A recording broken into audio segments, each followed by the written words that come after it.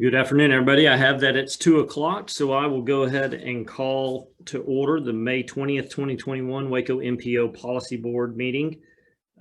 Chris, have we had this meeting posted properly? Yes, the agenda was posted on the Waco MPO website on May 14th, and a possible quorum of the Waco City Council was posted to the City of Waco website on May 17th. Thanks, Chris. I'm going to run through and do roll call. I'll see I've checked quite a few people off. So if I haven't seen you, I'll ask you for president. We'll just go through. So I see that Bearfield is present, Bell is present, Bond is present, Borderoot is present, Bert Echterling. Okay, don't see Bert. Paul Kane is proxy for Deidre Emerson. Is Kevin Evans present? Okay. Judge Felton is present. Is Travis Gibson on? Okay, don't see him. Ross Harris is present. Holmes is present. Is Jim Jaska on? Okay, have him as absent. Will Jones. Okay, don't see Will. My understanding is Dylan Meek will be a little late, so I'll put parentheses in case he joins later. I see that Ubri is present, Pace is present, Sabito, Switek, and Thomas are all present. So we do have a quorum, so we're good to conduct business today. Mr. Sabito, I think you're going to call to order a city council meeting for Waco. Yes, sir. I will now order a meeting of the Waco City Council on May 20th, 2021 at 2:01 p.m. Thank you. Thank you. Okay, public hearing rules are have been a little different over the last year and a half. We don't have any change since our last meeting, but the summary is the face-to-face interaction with the public is still suspended. Public comments are allowed. There's registration allowed ahead of time, and there will be opportunities for those who have registered ahead of time to have their comment cards read during this meeting or speak during a specific item. The policy board can only respond to items that are on the agenda. And this meeting will be made available to the public as well.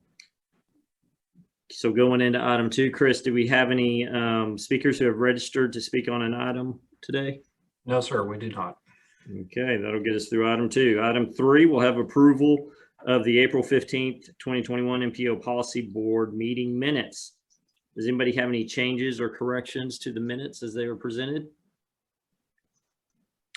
Hearing none, those minutes will stand approved as presented. Item 4, presentation and discussion from the Texas A&M Transportation Institute regarding a review of MPO processes and recommendations in preparation for a possible designation as a transportation management area. Chris, you want to intro this?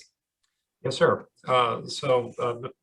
Chairman, members of the policy board, as many of you are probably aware, the Texas A&M Transportation Institute has been conducting a review of the MPO's various processes which we implement to meet federal and state planning requirements. Right now, we are not designated a transportation management area, and that is based on our urbanized area population as determined by the U.S. Census Bureau. And for some time, we have had reason to believe that as a result of Census 2020, we would be crossing an important population threshold that would allow us to be designated as ATMA for the first time. And associated with that are a number of new requirements that the federal government places on areas that are designated as ATMA. But it also comes with additional dollars for projects within our region. So to help us prepare for that, TTI has been conducting this study, and we have the first white paper that they've produced, which assesses the state of the practice here at Waco and provides some recommendations that have been vetted through a steering committee of a combination of policy board and technical committee members. And Bill Frawley from TTI will be walking through those recommendations. And so at this point, I will hand it over to Bill to guide us through that. Bill, The floor is yours. All right. Well, good afternoon, everybody. I'm Bill Frawley with the Texas A&M Transportation Institute. Glad to be here today. Look forward to a point when we can all meet in person, actually, and discuss some of these things. I've met many of you before at previous policy board meetings and in person at times. So glad to see you again. And for the first time, if I'm seeing you for the first time, good to kind of meet you in this format. First of all, one thing I want to do is just take an opportunity to point out that while we've done these types of process reviews and TMA transitions for MPOs all over the state, through almost 30 years with TTI, I've worked with every MPO in the state. And I just want to take an opportunity to say that Chris Evilia is one of the standout MPO directors that I've ever seen. And I know today or tomorrow, I guess tomorrow's his last day, and I know y'all are going to miss him, but I just wanted to give an objective perspective of how much Chris is revered throughout the state and around the country, and how much I've appreciated working with him in a variety of ways over the years. So to get into what we're going to talk about here today, just a little bit of review background.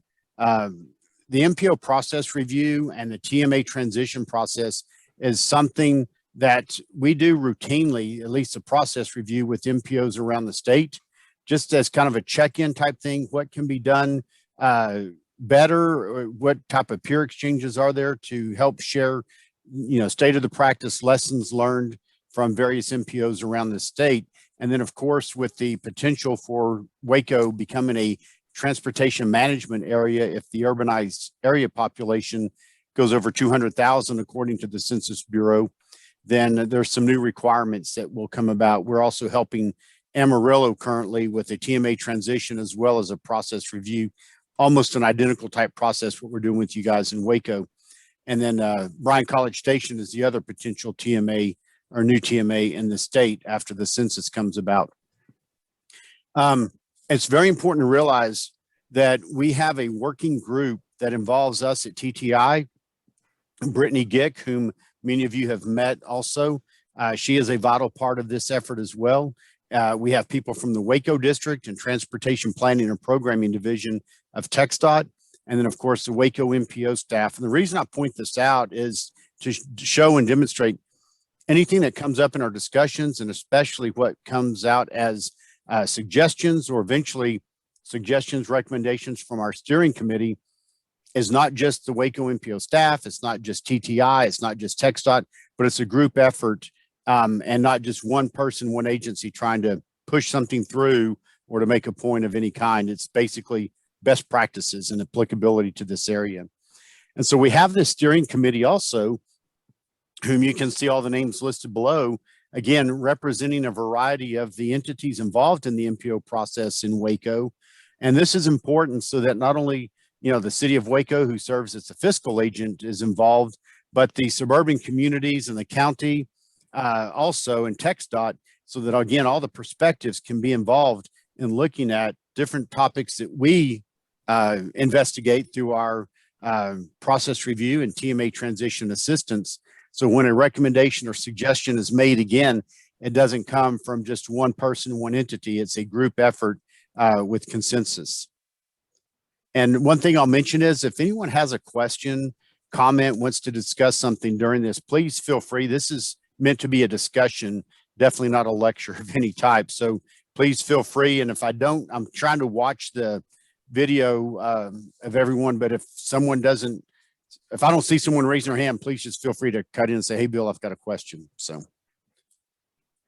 all right. So the review process, the goal of this whole thing is basically to equip the Waco MPO to provide transportation and planning and programming to the entire metropolitan planning area effective and efficiently while meeting federal and state requirements. And that sounds maybe just kind of cookie cutter, but it's very serious. And it's a very important thing to know that the MPO serves the entire metropolitan area, which in this case includes all of McLennan County and all about 20 of the incorporated towns and cities in that area.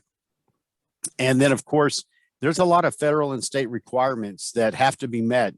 Sometimes it's limitations on how money can be spent, on what type of activities can be reimbursed for, and so on, as well as making sure you're following all the legislation, codes, and so forth. So there's a lot that goes into it. TTI identifies the issues to look at. And again, this is based on the fact that we've done these types of process reviews for MPOs, small as Victoria and San Angelo, all the way up to as large as Corpus Christi and San Antonio. And so it's a comprehensive type thing. And we look at what's been going on with other MPOs. How are they meeting federal and state requirements? How are they dealing with certain sizes of staffs? How are they dealing with multiple entities involved in the process? And so we bring all those to the table. We look at best practices, lessons learned, kind of compare to how things are going on with whatever MPO we're looking at, in this case, Waco, and then come up with some ideas about, hey, this might be something people want to consider as how to modify the process. Again, not for the sake of change, not that something's necessarily wrong, but to make it as the best it can be to meet that goal. And then so the staff level work group, which again is comprised of Waco, MPO staff, TxDOT, and TTI, will look at all these things. And that's where the first round of like, okay, is this really applicable to Waco? Or if it is sort of, how can we tailor it to make it really meet Waco's needs and so on, the Waco MPO. And then after those are refined, then we take it to that steering committee with representatives from different parts of the MPO and the policy board and say to them, okay, here's what we have found, here's some ideas. And then based on their experience currently or in the past, and say, hey, yeah, this would be a good idea. Oh, I didn't know that could happen, or that's a good thing to think about if it's been successful somewhere else. So it's very much a comprehensive and cooperative type process. All right, I want to kind of celebrate with you guys and ladies some of the progress that's been made already over the last year and a half or so, and especially some of the things that have happened during the COVID time that have required some changes that have actually facilitated some of the things that the staff working group and the steering committee have identified. One of those has to do with remote working, which I think everyone is probably too familiar with in the COVID age, having to work from home or other locations, and the ability to be flexible as necessary in meeting those needs, as well as how can we have computer access from a remote location, whether it's at home, another office, whether it's a coffee shop, whatever it might be, as well as while traveling. And so with the improvements and the changes that have been made by the fiscal agent, the city of Waco, that's really enabled the MPO staff, along with the other departments of city, we understand, to be able to make it possible for the MPO staff to be able to work more productively, again, whether they're having to work from home because of this, or in the future, as traveling opens up again and health protocol allows, they'll be able to take a laptop with them to a conference or meeting and be able to do some work during the day or in the evening in the hotel room, share some files that are necessary for presentations and so on, which is, again, what just about all the other MPOs are able to do. So congratulations, that's a really good progress that's been made. And tied in with that, I kind of said a little bit of it, but computer access, the way that the IT department at the fiscal agent, the city of Waco, has been able to help out, especially with the travel demand model platform access that wasn't really as easily available before, has been vastly improved. And that makes it easier for the MPO staff and anyone that they want to get some consulting or contract help with, better able to transfer files and to perform model runs and the analysis that they need to be able to look at projects in a deep way that they need to be considered to help some provide comparisons and projected impacts of projects, so that you as a policy board ultimately can make the best decisions about programming and prioritizing projects. So congratulations on that one. And then as well, especially in the last couple of months or so, there's been some very productive conversations about the staffing needs of the MPO.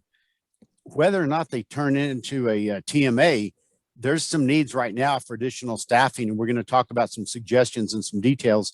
But again, talking with the fiscal agent, the city of Waco staff, MPO, TxDOT, and others, it's been very cooperative and very productive, as well talking about what are some office space needs that the entire fiscal agent, City of Waco, is facing with their multitude of departments, but including the MPO, if they are end up hiring another person soon and then possibly something else in the distant future, what are the needs for office space to be able to house everybody?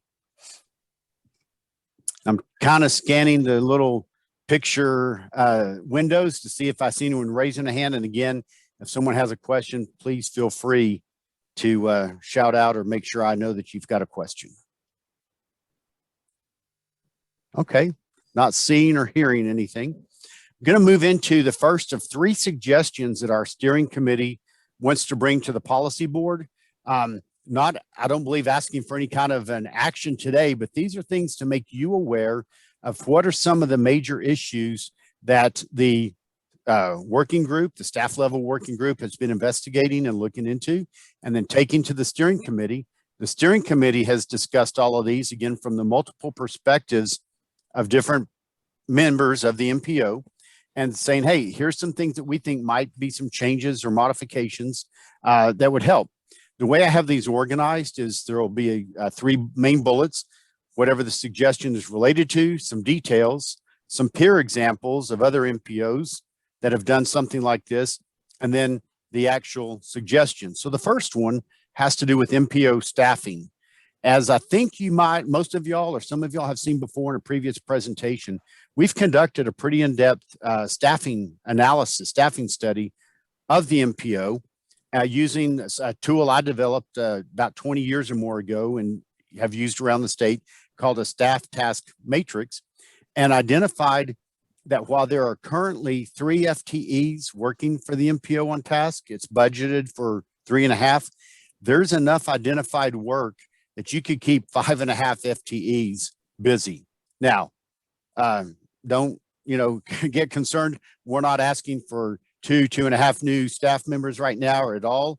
But the point is that there is some additional work that could be done or more efficiently, or take some of the stress off the current employees and allow them, and make sure at the same time that the MPO staff focuses exclusively on UPWP work tasks. UPWP, of course, being the Unified Planning Work Program, which is the federally and state approved document that details out both in task and in dollars what the MPO staff will work on. Those are the only tasks that the MPO can do that are eligible for reimbursement of the federal funds. This is an issue that has been looked into in multiple MPOs around the state, and we've got some ideas of how things can be modified to make things more efficient and kind of up to the industry standards, if you will. One of the immediate needs for the MPO right now is some additional GIS and public engagement skill sets. So the MPO has begun the budgeting process to create what they want to call a public involvement specialist position. Now, does that mean that this person's going to be spending 40 hours a week on just public involvement? Probably not. They hopefully would bring some other skills, maybe some GIS, some other planning skills, because in any MPO of about 3 to 5 people, everyone to a certain degree becomes a utility infielder and has to be able to handle a variety of tasks and kind of move from this UPWP task to another one. And which, again, your current staff is excellent at being able to do all of that. So I'm sure that any future staff member would also be able to. One thing that we have found that's, again, this is something we find in MPOs around the state, and we're kind of working with this in a couple of other locations also, is that the MPO needs to be able to maintain certain staffing levels regardless of fiscal agent hiring policies. The key thing to remember, again, is all of the MPO planning and programming activities are funded with federal funds that are reimbursable to the fiscal agent, whoever that might be. And so I understand from around the state that there's times when, let's say, a fiscal agent might have certain restrictions or regulations or limitations on hiring at different times because of certain situations. What we've been able to help those fiscal agents identify or understand is that regardless of that, if there's this federally required and state required work to be done, if the federal funds are available, the MPO needs to be able to get those staff in place to take on those activities so that the MPO can maintain its certification and can keep doing everything it needs to be doing to follow that goal of providing efficient transportation planning and programming. Some of the examples where we've looked at this in the past are Abilene MPO, Lubbock, the Permian Basin MPO, which is Midland, Odessa, and the San Angelo MPO. And yeah, I could go into a lot of detail, but basically each of these MPOs has gone through processes where they've been able to say, in spite of maybe some limitation of what's going on with the fiscal agent, we will be able to replace a staff member, or if we have the funding, to expand our staff to make sure we get all of the required tasks performed.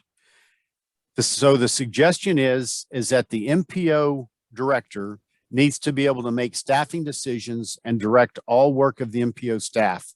Again, these peers that you see that are pretty close in population to the Waco MPO, some a little bit smaller, a couple a little bit larger, but the changes and improvements that have been made is that the MPO director has been given the authority to say, I need to hire this person. I have the federal funds available.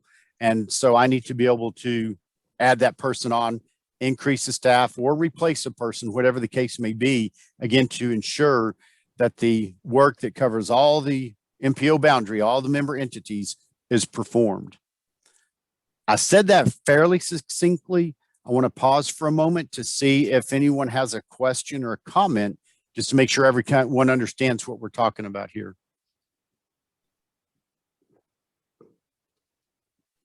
This is Holmes, Bill. So how are you saying it works now? Are you saying the direct, at least in the Waco one, are you saying that we don't have the authority to make staffing decisions as cleanly, or I'm trying to get context here. Sure.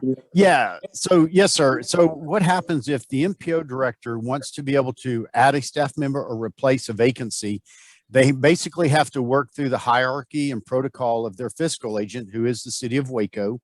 And if there's certain limitations or certain approvals that are not granted, that will provide a hurdle or a challenge for the MPO to fill that staffing vacancy or that necessary addition, even if there are the federal funds available.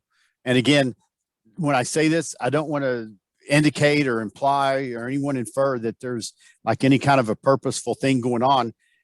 The history of MPOs has been that they started off typically in cities or regional planning councils or COGs. And over time, they just got used to performing in some cases as the city or their parent or fiscal agent performs. But what's happened over time, and some of the examples of your peers are there, those MPO directors are able to operate a little bit more or somewhat more independently in terms of some of those hiring and employment or staffing type decisions, as well as some other things. Does that help explain it? Yeah. Okay. Thanks. You're welcome. Any other questions, thoughts, comments? What's the procedural mechanism by which you could empower the MPO director? Is that a vote of the policy board, or are there like kind of founding documents that need to be changed, or how does that work? Okay, that's an excellent question. Also, typically that is covered in the bylaws of the MPO, and there will be a section under the roles and responsibility of the MPO director. And so it can be detailed out, and we can provide some examples from these peers of how the MPO director, one of their roles or responsibilities will be, however you want to call it, but basically hiring, terminating, disciplining, whatever you have to do MPO staff. And then it also will say that the MPO director reports a lot of times to the MPO policy board, so that the MPO policy board, because remember, especially in a place like Waco, where there's 20 cities and towns and the county, it's not just the city of Waco department, if you will, it's an entity or group serving that entire metro area. And so when the MPO director is able to report directly to the policy board, that makes it pretty obvious that they are representing everyone in the MPO boundary, and that their staffing decisions are made as independently as possible apart from any one entity, whether it's that fiscal agent or one of the other cities or towns. Does that kind of make sense? So you've got to look to the bylaws of our MPO. Yes, sir. To set the scope of the MPO director's kind of hiring and firing and personnel decisions. And you'd also look to the bylaws to amend the bylaws. Is that right? Yes, sir. That's exactly right. And again, there's some really good examples out there from these peers and some others as to how to word those types of things and make that explicit as necessary. And again, I provide these examples because these are ones I've worked with over the years, and these are ones that made an excellent transition in doing this type of a thing at different times. And Mr. Borderoot, I would also anticipate that since the process of hiring ends up going through the fiscal agent, i.e. City of Waco, there'd have to be some awareness to staff and whatnot on that. It may operate a little bit differently through the MPO than normal hiring practices through the city. And Mr. Bell, I think it's Mr. Bell. That's a very good point you just made. And one thing that I want to point out is even though these MPOs and others that I've listed as examples, they kind of have that independence, if you will, of the MPO director and him or her reporting to the policy board, they still do follow HR and some other protocols of the fiscal agent because they have to have some kind of guidance. They just don't have to work through the hierarchy, if you will, of, kind of chain of command through division director, city manager, and all that type of thing. So, okay. Any other questions? I really appreciate this discussion. This is good. Okay, let's go ahead and move to the next one then. So the next issue is office space and location. The MPO has an immediate need to expand staff, as we've already mentioned. And the MPO staff is likely to expand again if and when TMA designation comes about. And so there's one, if not two FTEs that will need to be accommodated.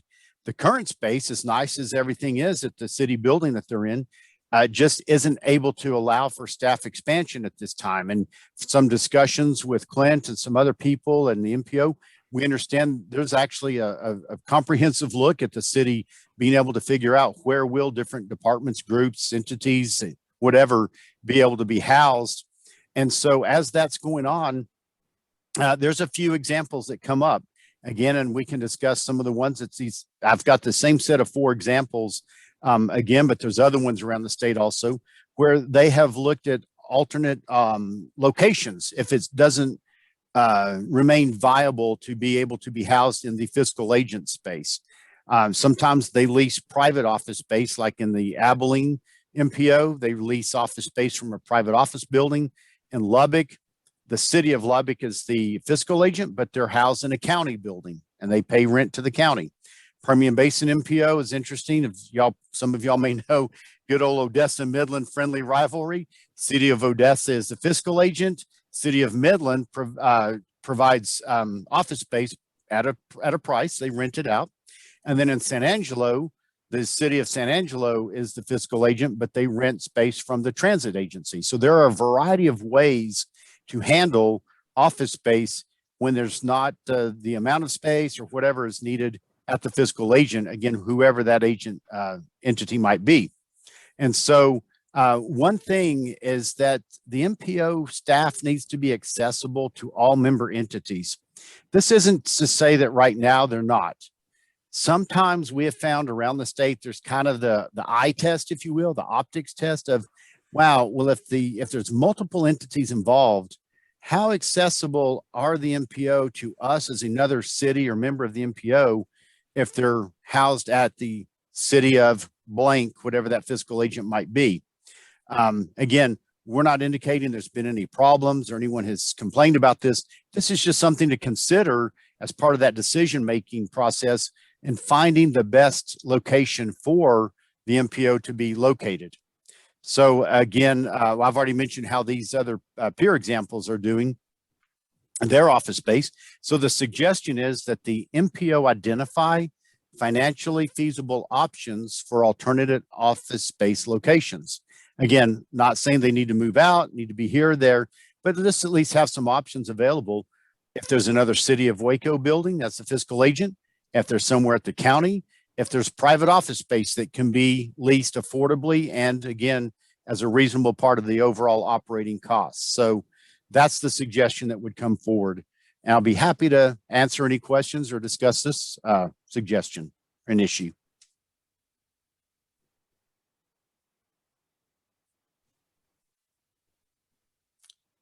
Okay, we'll go ahead and talk about the next one, the third one.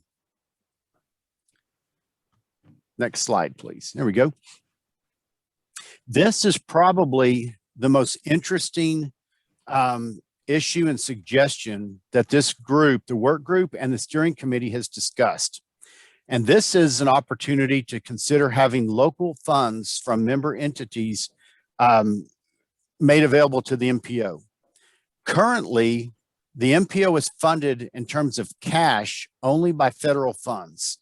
Like a lot of federal programs, it's 80% funded by federal dollars, actual money. The 20% match that's required, in this case in Texas, and I got to say, Texas and the MPOs are very fortunate. All of that 20% match is provided by what's called transportation development credits. It's basically a form of toll road revenue that TxDOT has that they can use to match federal funds because it's state dollars off of state toll roads. Federal government has said, yes, this is okay to use it this way, and this takes care of that 20% match. In my previous experiences, starting an MPO and being its first director in Florida in the early 90s, Florida DOT provided half of the match, 10%, and the local entities were all required to contribute money to make up that other 10%. The good thing in Texas is the member entities are not required to provide any cash. The challenge is that provides less cash for the MPOs to operate on. They only get that 80% of the 100% in terms of real dollars. The other challenge that MPOs around the state and around the country face often is the limitations on what those federal dollars are allowed to be spent on. And sometimes there's just not enough overall to make everything work the way it should. So one of the things to consider is that sometimes work tasks go beyond what's federally approved in the planning efforts. So in other words, if the MPO wants to embark on a study, let's say a corridor type study, to use only federal dollars, there's a limit that it has to stop at a certain point related to planning issues. Not allowed to spend money, federal dollars, in the planning process on design or engineering type things. So if there were other funds available, local funds that are not federal limited, then that could be used. Sometimes expanded public engagement.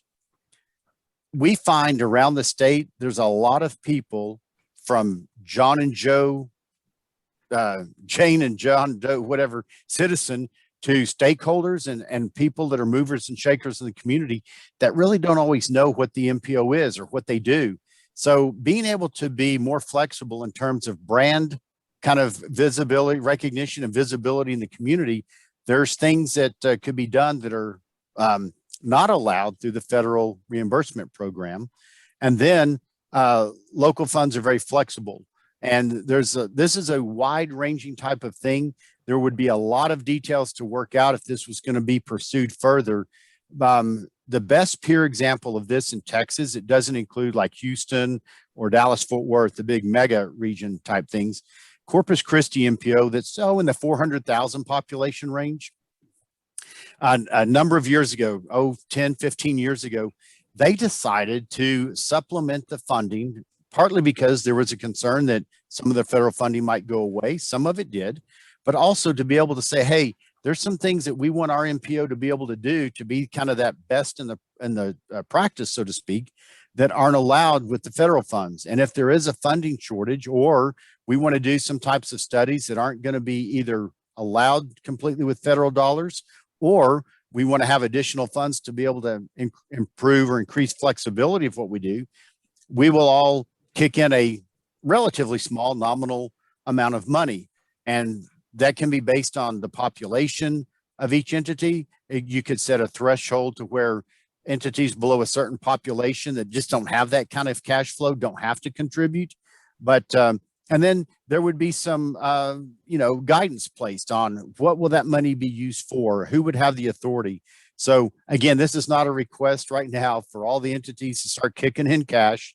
This is just, again, something to think about that would help achieve that goal of kind of being the best of MPOs, if you will, especially in a complex area like the Waco MPO. When I say complex, meaning this is the only roughly 200,000 population MPO in the state that has about 20 cities and towns in a county as far as member entities and kind of different needs for taking care of planning and programming issues. So the suggestion is consider the opportunity to have member entities based on criteria to be determined by the policy board, contribute nominal funds to support MPO activities that benefit the entire metropolitan planning area. So the response would be, for instance, yes, MPO staff and working group, go forth and come back to us with some options, some ideas of how this would work with a few details and some things for us to chew on and to talk about and consider. Now, be happy to entertain questions or some discussion on this topic.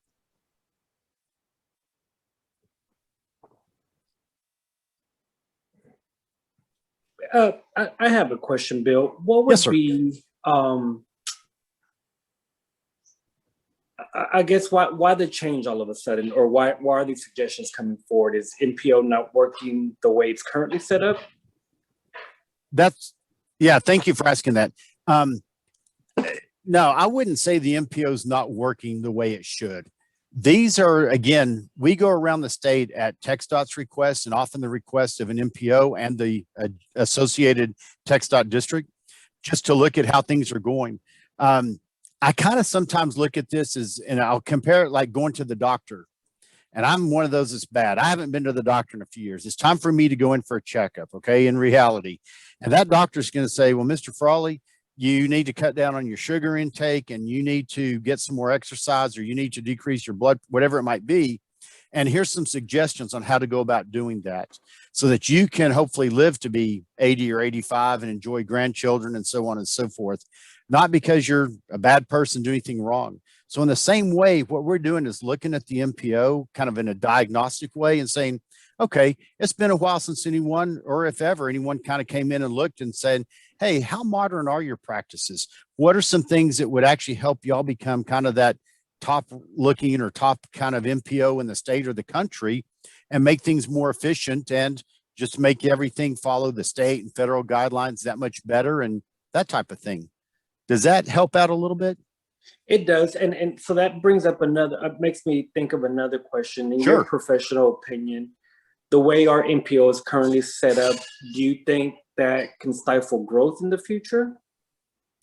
Did you say, can it stifle growth in the future? Yes. Okay. And I assume you don't mean growth in the area population, but growth of the MPO, right?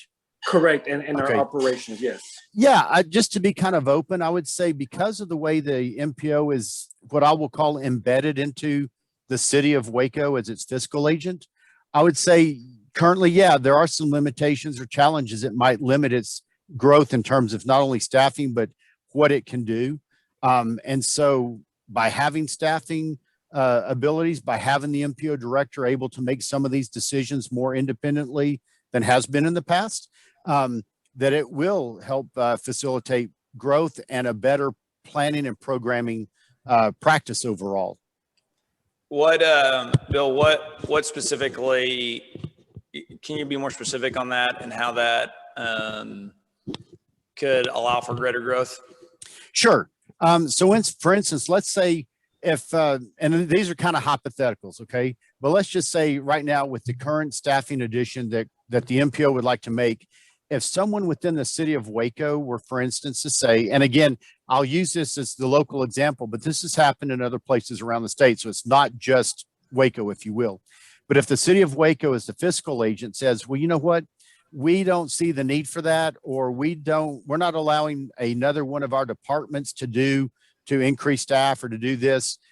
So we're going to put that same restriction on the MPO, where in reality, the MPO has those federal dollars to be able to do it. That could limit the growth and the ability of what the MPO needs to do to effectively and efficiently meet all the federal and state requirements. And again, serve all the member entities of the MPO. Does that make sense? Yep. Okay. And again, not saying that anyone's doing anything wrong or anything bad's been happening. This is just a way to look at and say, you know what? We've got some of our peers out there that have modified their practices over the years, and it's probably time for us to take a look and say, hey, could we do something similar? And what can we do just to make everything as good as possible? And also, I'll jump in. Part of the reason for this discussion at this time is if we do get designated as a TMA, which essentially puts us in a larger class of MPO, there's additional requirements and expectations.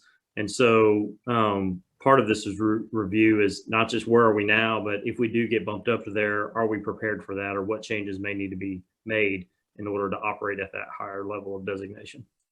Excellent point, Mr. Bell. Thank you.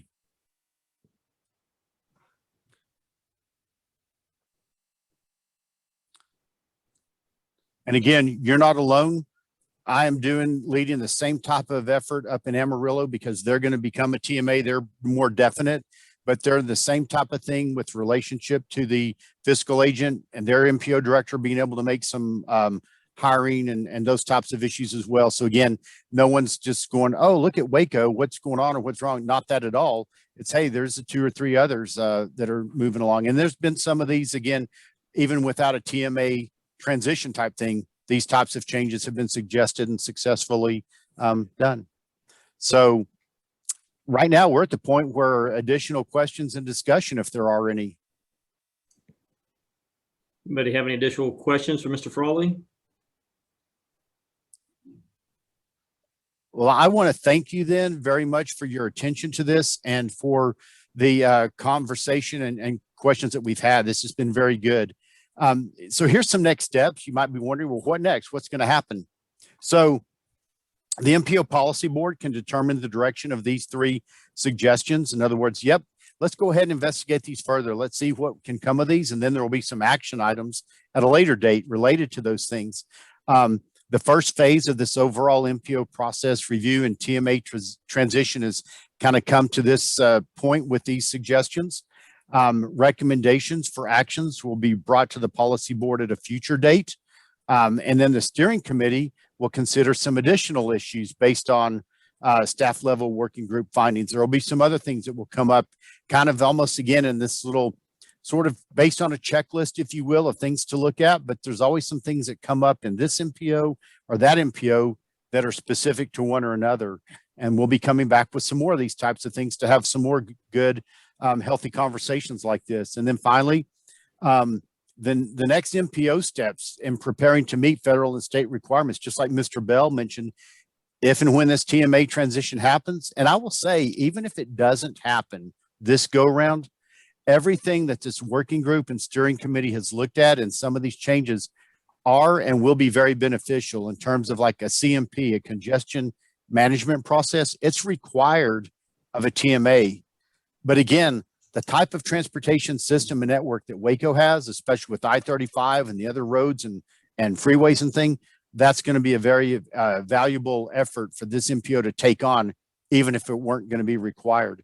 Looking at project selection processes. Again, if TMA status comes, you have 2 additional types of project funding for kind of one is non-motorized, it's the transportation alternatives, and then additional funding for roadways that would include on and off system type projects. And then again, meeting those other federal and state requirements. And again, additional UPWP elements in the future as necessary. So that's kind of what's coming down the pike. Some of these things will be brought back to you as suggestions. Some based on today's discussion would possibly be brought back as, hey, let's look at amending the bylaws for some of those changes or other things. So I guess with that, one last call for any questions or comments or discussion, at least from my perspective. Last call for questions. What's the timeline on the TMA transition approval? Do we know? Most likely, I believe the TMAs would be identified. I have to close my eyes and think about what day and year it is. In 2022, I believe by the fall, the new TMAs would be announced by Federal Highways in what's called the Federal Register. And then that kicks off some timing of when certain things have to be accomplished. So I believe a little over a year from now is most likely when that would be announced. Right, and then we would have 12 months after that date to comply with the new requirements. And Thank you. just to chime in on what Chris just said, the benefits you have of having TxDOT support this process. And again, TxDOT, be thankful that you are a Waco MPO, be thankful you are an MPO in Texas, because TxDOT provides all of the funding for what we're doing to help you all be prepared to become a TMA. This is not costing Waco MPO anything at all. And that's not done in every state. So I would need to give credit definitely to TPP division for allowing and funding us to be able to come out and help and work with you guys like this. But y'all are ahead of the game already in terms of meeting those federal and state requirements. So it won't be a 12-month, oh my gosh, what do we have to do? It's already started. Sorry, I didn't mean to go on too long, but I wanted to let y'all know y'all are in good shape. All right, last call for Mr. Frawley. Thanks again. I appreciate y'all's attention and interaction. Yes, sir. Mr. Frawley, thanks for your time. We appreciate the third-party review. I would say the one thing that I would note after this is it looks like we could use 2 to 2.5 new FTEs. We're about to go -1. So that's 3 to 3.5, as you pointed out. So we'll probably be needing to give that particular item attention sooner than later. And there is no action on this today to reinforce what Mr. Frawley said. So any action on any of these items would come up at a future meeting. So, all right, we're going to move on to item number 5 on the agenda, review and discussion of administrative changes and proposed amendment 2 to the 21 to 24 TIP. Chris? All right, so if it feels like we've been discussing the TIP on every agenda of late, you are not dreaming. That has been the case. So the good news is that the final TIP that was adopted by this MPO did go to federal review. And one of the recommendations the Federal Highway Administration made is that they wanted to see a little more connection between the projects that were selected in the TIP and the performance targets that you, the policy board, have either adopted or chosen to support from another organization, like say safety targets from TxDOT. The good news is that all that analysis was already accomplished as part of our Metropolitan Transportation Plan or as part of the process to adopt these targets. And so it was just a matter of bringing that analysis into a document we refer to as Appendix G. And we put that together, attached it to the previous TIP document. The Federal Highway Administration took a look at that, said, yep, that looks good. And we were able to move forward, but we wanted to provide that to you. We've added it to the agenda packet that we posted online for your review. And wanted to make you aware that we made that last minute change to the document. And from what we understand, the TIP is moving forward with the projects that were identified within there. Now, the Amendment 2 that we are beginning to process is for something very good. The City of Waco was notified that they received 2 project awards from the Texas Transportation Commission under their Transportation Alternatives Program. These were projects that were actually submitted back in 2019 during their call for projects. And these projects can now proceed to the implementation phase. In other words, the design, engineering, and then eventual construction. The first project is referred to as Cedar Ridge Sidewalks. And this would construct an off-road pedestrian facility on the north side of 19th Street from Lakeshore Drive to Park Lake Drive. It awarded a little bit less than $1.7 million in federal dollars and has a federal match of a little more than $400,000. This project actually will require a change in our Metropolitan Transportation Plan. The scope of work and the project extent is slightly different, and so we want to make sure that those are identical. And so we'll be processing a concurrent amendment to that document along with the TIP amendment. The second project award is the MKT East Rails to Trails connection. This is an old abandoned rail line in East Waco that runs from Waco Drive to Golson Road. This would have $2.3 million of federal dollars attached to it and slightly less than $600,000 non-federal match attached to it. This project is already in the MTP, and the description and scope of work and the project limits are consistent with what was identified in the project award. So we won't have to amend the transportation plan for this project. So, and just to give you some perspective on where these projects are, the Katy Trail project is in East Waco, which I think my mouse can show you where that is. And then the Cedar Ridge Sidewalks is in the vicinity of McLennan Community College. So with your concurrence as policy board, the MPO staff will begin a public process this Monday to solicit comment on the proposed amendments. We have a public informational meeting scheduled for the following day on May 25th, and that comment period will run through June 2nd. And then we will be bringing it to you for your consideration for adoption on the policy board meeting of June 17th. And so with that, I'll be happy to address any questions the policy board may have on this item. Any questions for Chris on this item?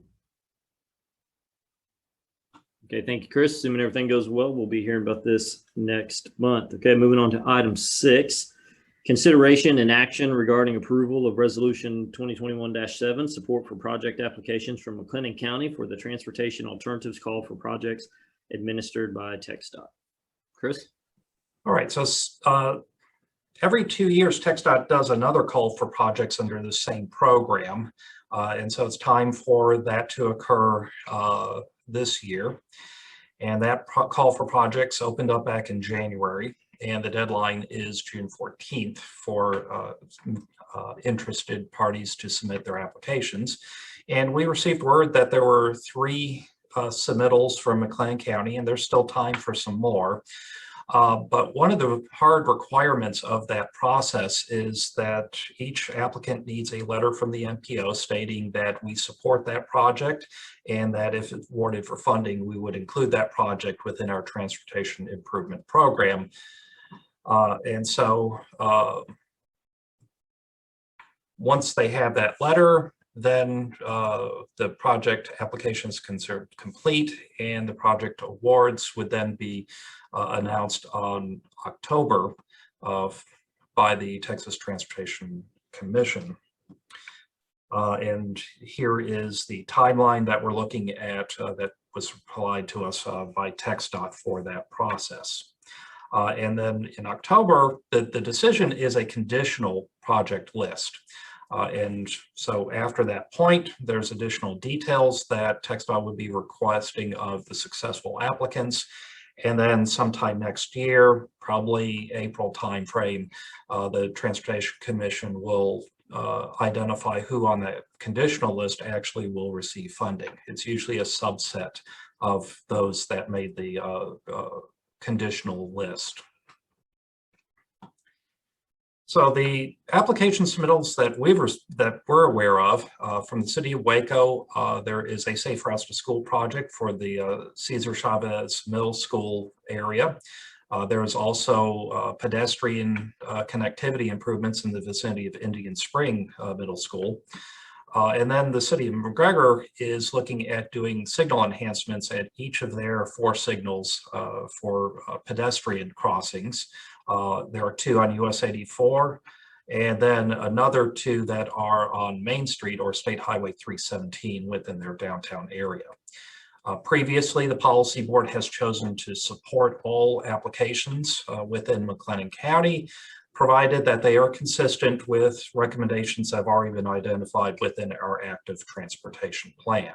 And that plan was adopted back in 2019. And so in order to be able to provide these support letters, we do need the policy board to agree that this is appropriate course of action.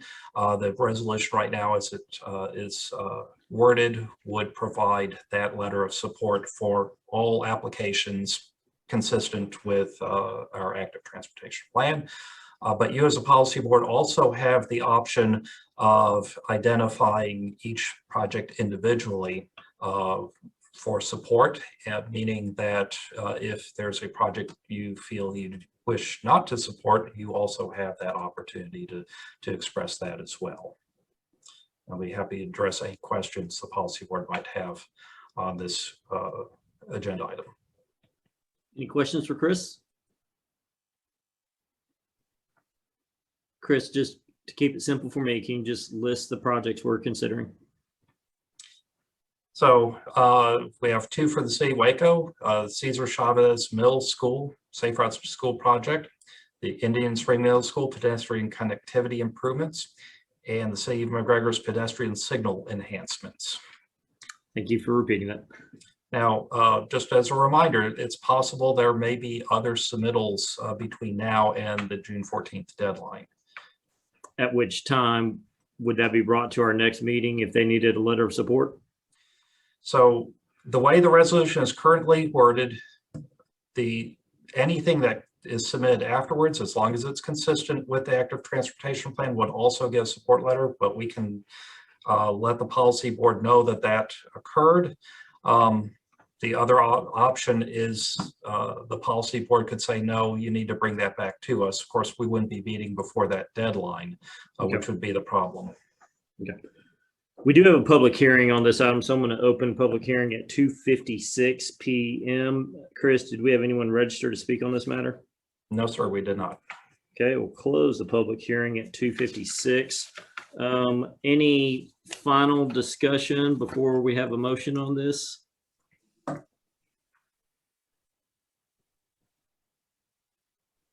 Okay, do I have any motions to for the MPO policy board to support project applications for the transportation alternatives call for projects? Move for approval. Second. Who is that first? I'm sorry. Dylan.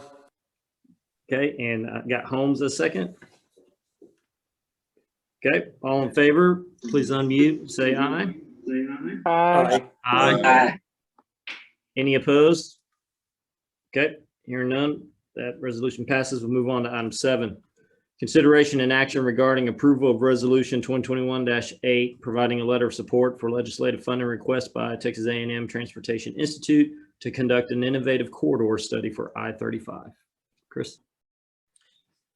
All right, so a couple of weeks ago, the legislative branch of the Texas A&M Transportation Institute contacted us to inform us of a request that they're making to the state legislature and also to Congress to fund a study they're terming innovative corridor study. It's going to focus on the I-35 corridor. And the main focus is that there's an acknowledgement that there's quite a bit of study that's occurring now, has occurred in the past, is in the pipeline to occur for sections of I-35 in different areas. Some of these are being done by TxDOT in Austin, some are being done by individual TxDOT districts, some are being done by individual MPOs. But there's not necessarily a holistic effort to tie all these together.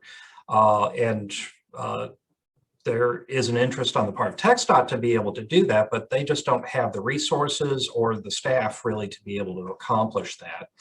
And so TTI has said, well, we do have the staff. We have the people with the levels of expertise to conduct this type of study, but we need the funding to be able to accomplish this. And one of the other things that they want to take a look at is to assess whether the corridor is really ready for some of the technological changes that are coming into the transportation industry. For example, connected and automated vehicles. So this would be part of that process as well. They estimate that this is probably going to take about $7.5 million, and the project limits would be state line to state line, or in other words, Laredo to the Oklahoma state line. So they identified in their information packet several different study elements. I'm not going to read through all of these here, but it's a pretty comprehensive look at the I-35 corridor. What they're asking from us is this something that we think would be beneficial to our area, something that if it were to be funded, we would be supportive of. What they are not requesting is any type of funding from the MPO or any kind of staff work to be programmed for this particular study, beyond simply providing the normal technical assistance we would for any similar studies, such as what are the current conditions, and sharing any adopted plans or recommendations, such as our metropolitan transportation plan, and then anything that might affect the corridor from those efforts. Letters of support are not something that the MPO staff can write. This is something that would require the MPO policy board to state that you're in support of this effort. Thus, we are bringing to you this resolution for your consideration. And with that, I'll be happy to address any questions the policy board might have. Any questions for Chris on this item?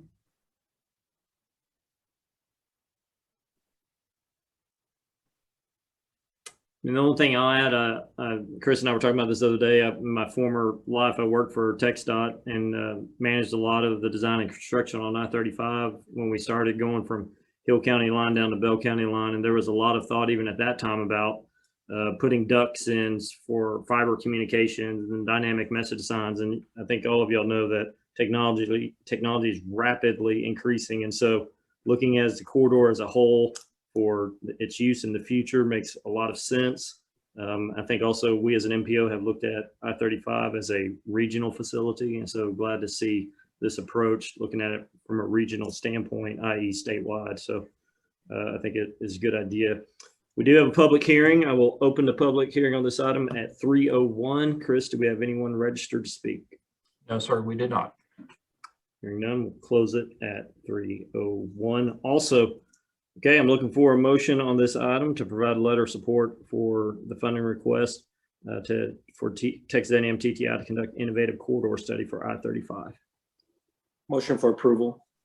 Second. Second. Yeah, Submittals on the first and Bearfield snuck in on the second. All right, everyone get ready to unmute. All in favor, please say aye. Aye. Aye. Aye. Any opposed? Hearing none, that motion will pass. Okay, moving on to item 8, discussion updates from TxDOT regarding significant highway construction within the Waco metro area. Mr. Zaka, I assume you're on the line and ready to go? Yes, so before we get to Mr. Zaka, I do want to update the policy board on 3 very important projects that just recently were completed within our region. And the first project is Jackson Zaka, who that project was completed on March 26th of this year. And Clayton, I certainly hope that's okay that we're sharing that here. And then we also have Quinn Monroe Jackson, and the proud father is Jeff Jackson, who is also with the area engineer's office. And that project was completed very, very recently. And then we have Liam Joseph Dvorsky, and the dad is Joe Dvorsky from Waco Transit. And that project was completed on May 11th, just very recently as well. And so I hope the policy board will join all of us in welcoming these new constituents to our region. Yes, we do. Thanks, Chris. I would argue, though, that these are just the completion of phase 1, and there's many more phases to go on these projects. Get your checkbook ready. All right, so with that, Clayton, I'm going to stop sharing, and you can start sharing your slide deck. All right, yeah. Can you hear me okay? Yes, sir. All right. Can you see my screen now? Yes, sir. Okay, this is the south end of our project, looking to the south. You can see here the northbound frontage road we opened a couple months back, our temporary entrance ramp. Our contractor is down in this area now, trying to wrap up some of the sidewalk and drainage work here at these driveways. We anticipate, hopefully, as this rain clears out in the next couple weeks, that we can get a lot of that area wrapped up. Here's a direct overhead shot of what will be the new 11th 12th Street intersection. You can see where some of the drill shafts that started in this picture. This was taken back in early April. Since then, contractors installed the columns at these interior bents and is actually starting on some of the subgrade work and retaining wall work on the south side of the bridge. Over the summer, as this bridge progresses, you'll start to see this intersection take shape under the bridges and on the west side of the interstate here. So hopefully, if all things go well, by the end of the year, this intersection will be close to opening. Same general area looking to the north. You can see on the southbound frontage road side where the majority of these side streets have now been tied in and complete. The last remaining one is 9th Street. The concrete pavement's been placed, again, waiting for a little bit of break in the weather to get in and finish up some asphalt tie-in work and then get 9th Street open. Here you can see what's our temporary exit to the 4th Street area. A contractor will be in working on getting an additional lane built in this area here. I know that's an area of congestion right now on the northbound frontage road side. So there will be some ongoing work there in the next several weeks. Here again is just a direct overhead shot at 4th, 5th Street. You can see the bridge has been removed. Contractors in there actively working on the new northbound structure. This will kind of start to give you an idea of just how wide this intersection is going to be whenever we're done. You can see the new bridge all the way back here.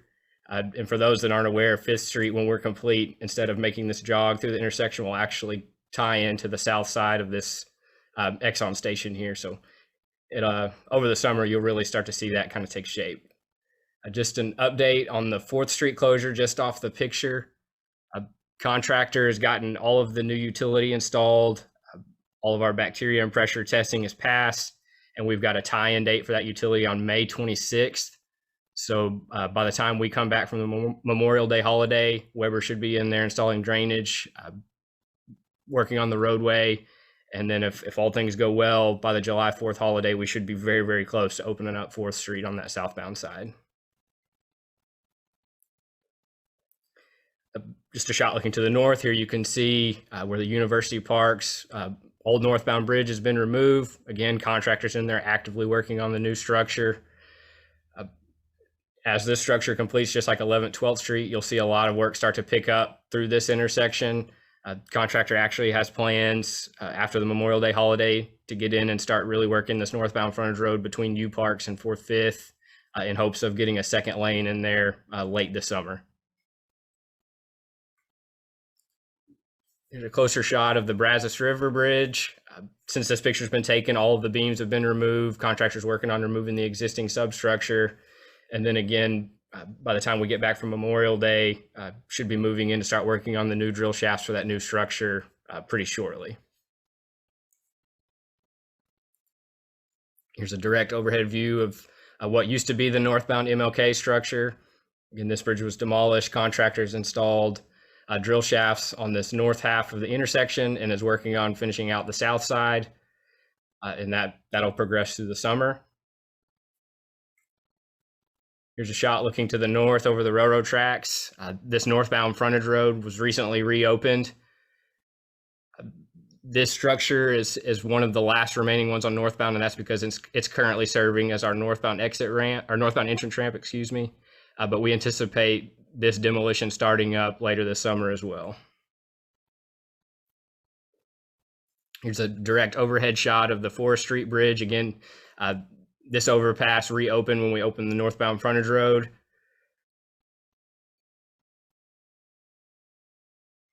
And moving up to the Business 77 overpass. Since this picture's been taken, we've making good progress on demolishing this old structure. Contractors actually actively removing beams over eastbound, westbound lanes as we speak. In the next couple of weeks, you should see paving operations pick up on this east half of the intersection where bond breakers down. You'll start to see some concrete pavement hit the ground and working to get a second lane through this northbound intersection as well. Moving up to the 84 intersection, again, this structure has been removed. Contractor has been in here working on the intersection. Again, this is another one that in the next couple of weeks, you'll start to see some concrete pavement in this new half of the intersection, getting some of these U-turns opened up to take some pressure off the intersections. And then later this summer, you should see traffic switched and start work on the new north half of this 84 intersection.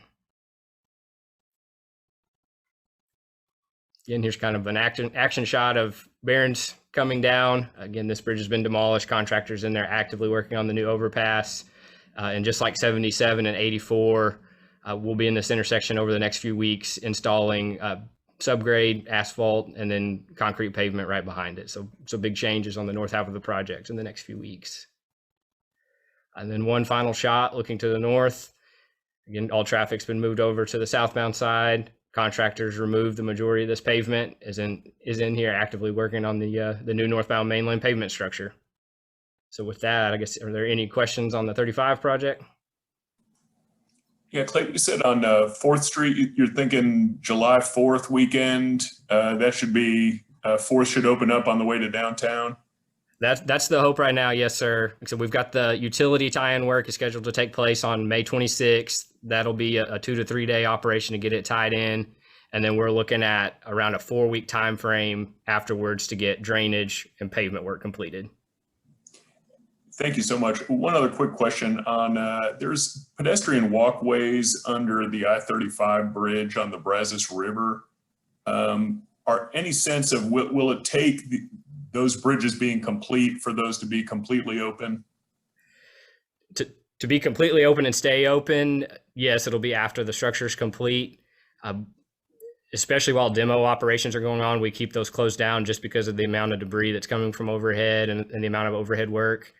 But yeah, as you see beams start to be placed and the contractor get some panels and the deck work going on, then we can look at getting some of the pedestrian pathways opened up underneath.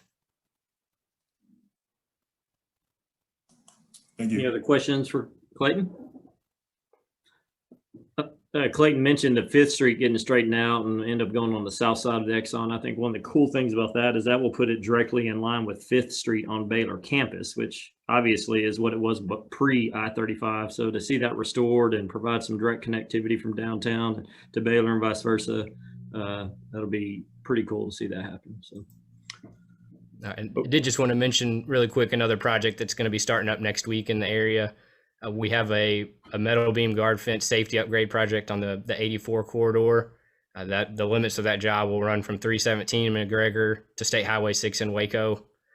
We anticipate the contractor starting on that McGregor end and working their way towards Waco. So again, that'll start next week. Okay, Clayton, thank you for joining us as always. Okay, Chris, I hope you're ready for this. You're muted.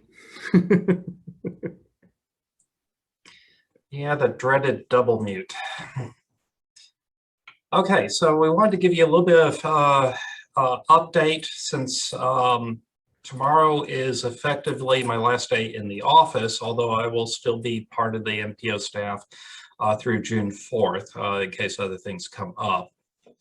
So Chelsea Schultz on our staff will be the interim MPO director starting on June 7th.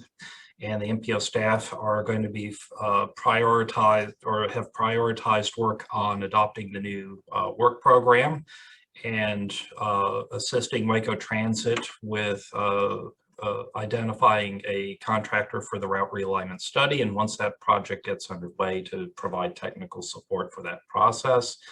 And then, of course, we have a TIP and MTP amendment that will be processed next month. But if there are any other projects that are ready for implementation, then any other subsequent processes as well.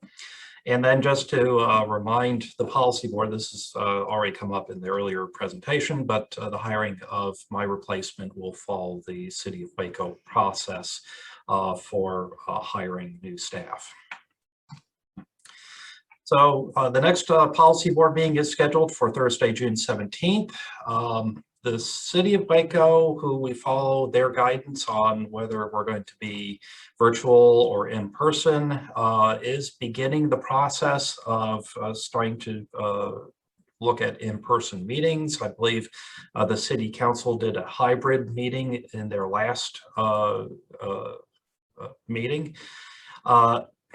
But what we're suggesting is that this meeting continue to follow a virtual format. And then after this, there will probably not be a need to have another policy board meeting for a couple of months. At least right now, there are not additional action items required by the policy board that we know of. And that will give the staff enough time to start transitioning towards in-person meetings again, and probably aiming for September of 2021.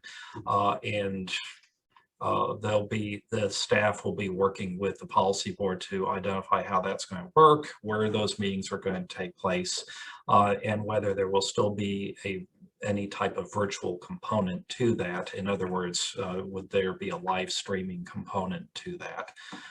So all of that stuff that we'll be working with the city's municipal information and city secretary folks to identify a path forward. So in terms of action items, we do have the new work program that is out for public comment right now. We'll be presenting that to you for adoption during the June meeting. And then, of course, the amendments to our transportation plan and TIP that we mentioned earlier as well, and a continuing update from TxDOT on their construction projects.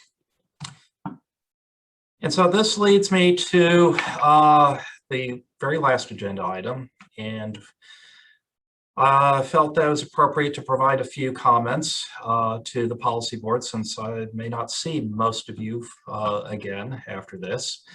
And I thought it might be appropriate to just kind of review what's happened since 1997 when I came onto the MPO staff. That's 23 and a half years. And that's very similar to the planning horizon we use for development of our metropolitan transportation plan. So this gives us a little bit of a point of comparison to kind of assess how much progress have we made. Keep in mind, as we're going through these next few slides, nationally, this period has been a very significant underinvestment in transportation. And so I think what you'll see is that we've been very successful as a region in implementing some very important priorities. Probably the biggest change has been to Interstate 35 back in 1997. Most sections of the interstate in McLean County were still had 4 main lanes, still had 2-way frontage roads. It was a 1950s design, kind of substandard everything. And since then, all but one section has had significant work reconstructing that facility and adding capacity to that facility. And it's almost 40 miles worth of work that has been done in our region. And if you update it to today's dollars, represents about $1 billion in investment from the state of Texas. The next really big change was with Waco Transit. When I first arrived here, the transit system did not provide service outside of the city limits of Waco.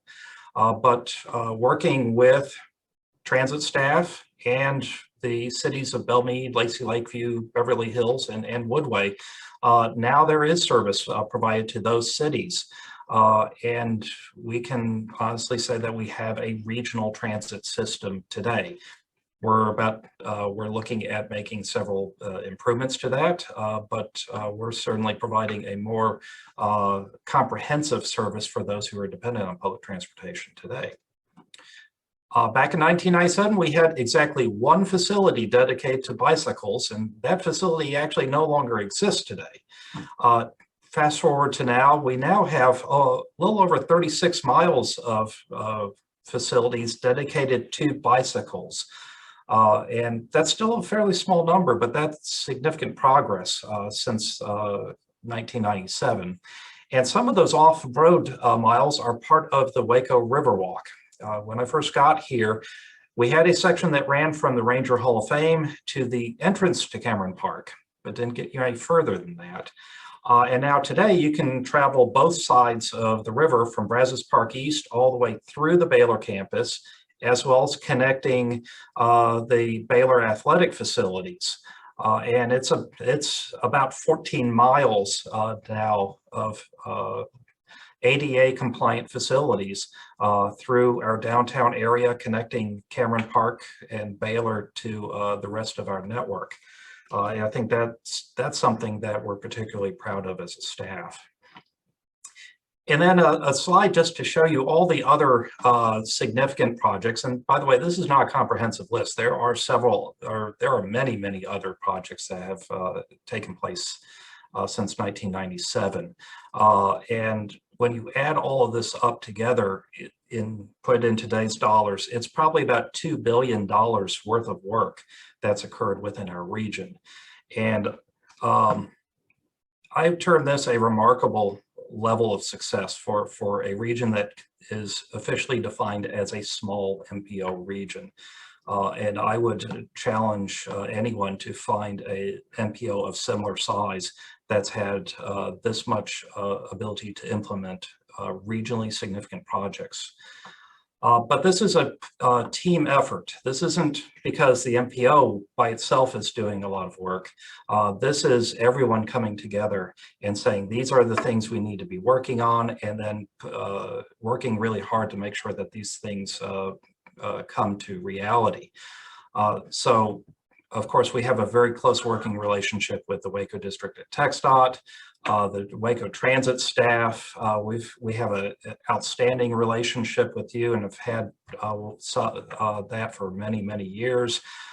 You, the policy board, you play a very important role in this, as well as your represent the cities and the McLennan County that you represent. Our three institutions of higher education have been very important. The various business and civic groups, the chambers of commerce that have been part of this process, the various neighborhood associations, and ultimately, really every resident in this region. We want to thank all of you because ultimately, what we want is a community that represents what our residents desire. And it's because of this teamwork that we've been able to accomplish everything that we have accomplished. So all of that to say, and time to put a wrap on this and put a bow on top of it. It's been a real honor that you have trusted me with a small part of this effort.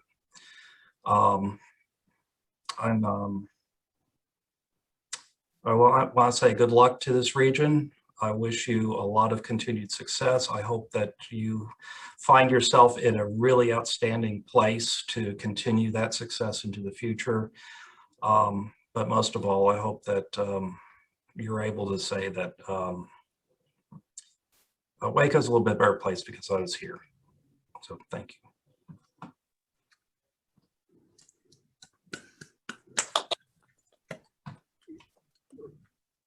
Thank you, Chris. As I've mentioned to you before, I really appreciate all the help that you've given me, trying to bring me up to speed on the complexities of transportation in Central Texas with I-35 running down the middle of it and all the connecting east and west tributaries as well. And I know I can speak for many that we wish you the best of luck and happiness over in your old stomping grounds.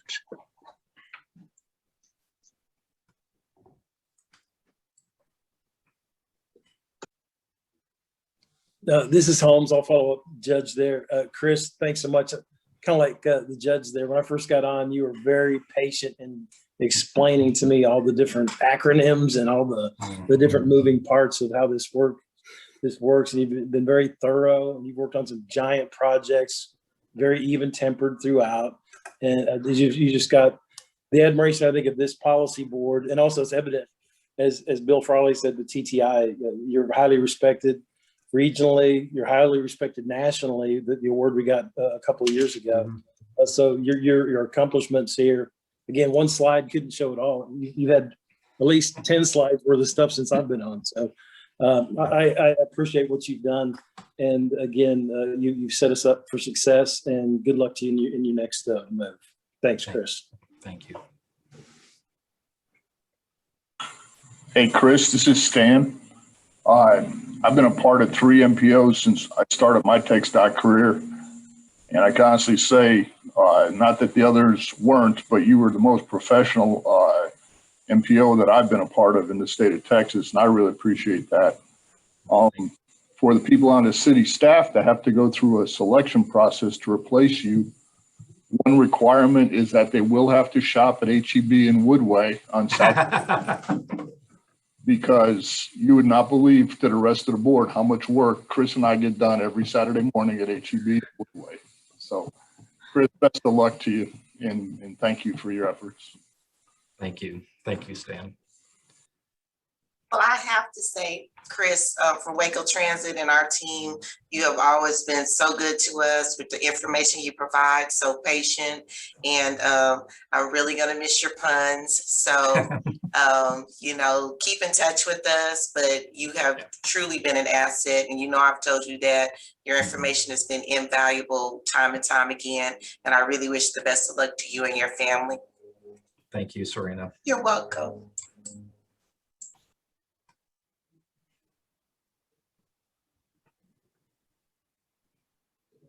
Well, Chris, oh, we got someone else. Yeah, let me say this because everybody's being too nice. Chris, I think you've done a heck of a job, and I have to second what Stan said. I've been around a few other MPOs, and you're by far the most professional. But I am very curious as to why a planner with 23 and a half years in one place is not going to retire in the place that he was supposed to be in charge of making it paradise. So, you know, I think it ought to be the law that planners are required to retire where they plant. Just saying. We're gonna miss you, bud. Well, I hope this means that we've made Waco paradise. Yeah. Well, if it was, wouldn't you be staying here? Asking for a friend. Thanks, Kevin. All right. Well, Chris, I mean, I think everyone has about mentioned what I was going to mention. We so appreciate and will miss your humility, as well as your, I mean, you're just very clever and witty. And so thank you for making it fun. And I would agree with what's been said. I mean, for my days at TxDOT, as well as when I got to take that trip to Baltimore to receive that award alongside Chris for us being Small MPO of the Year. I mean, Chris is well known and highly regarded throughout the state and throughout the nation. It's very impressive. So good job. And I know that you'll just continue to do great work. Chris, you're just one of the best in the business. And so we will miss you. We're thankful for the time we had you. We do wish the best to you, and know that where you're going, they're blessed to get you. And we're not in person. If we were, I would hand you a plaque, but I do have an imposter that is supposed to be staged somewhere around your office right now to bring you a plaque of appreciation. So congrats, man. Clint Peters is morphing in and out of the screen. But, Chris, thank you very much. We do appreciate you so much, and we wish you the best. And yeah. Show us the plaque. Yeah. Yeah, show the plaque. Get a little closer. So let me stop the background here because I think that's being part of the issue here. And now you can see how boring of an office I actually have, but I don't know if you can actually read that or not. We can't read it, but I'm sure it says lots of really nice and accurate things. And it's in the shape of Texas. Yes. The most important part. Mm-hmm. Yes. Yeah, so you can't forget us. Yeah, in case I forget what Texas looks like. Right. Well, congratulations and thanks again. And also, I just found out today, Joseph Pace with Lorena is going to be departing. He's taking a job elsewhere. So, Mr. Pace, I don't have a plaque for you, and I don't have an imposter. I'm sorry. But we certainly appreciate your time on the board and your contributions to our community as a whole. It's been good to have you. And again, we're sorry to see you go, but glad for you and wish you the best. I appreciate it. I've enjoyed my time here on the MPO, and I learned a lot from Chris, and you know, was looking forward to learning a lot more, and from Chelsea and everyone, and I'll miss everybody. Thank you. All right, we had all kinds of business and updates today, but we are through the agenda. So I am going to go ahead and adjourn us at 3:29. And Mr. Meek or Sabito, I think you need to do the same for your council. Yes, sir. I will adjourn the Waco City Council meeting at 3:29 as well. Thank you. Thanks, everybody. Chris, take care. Thank you.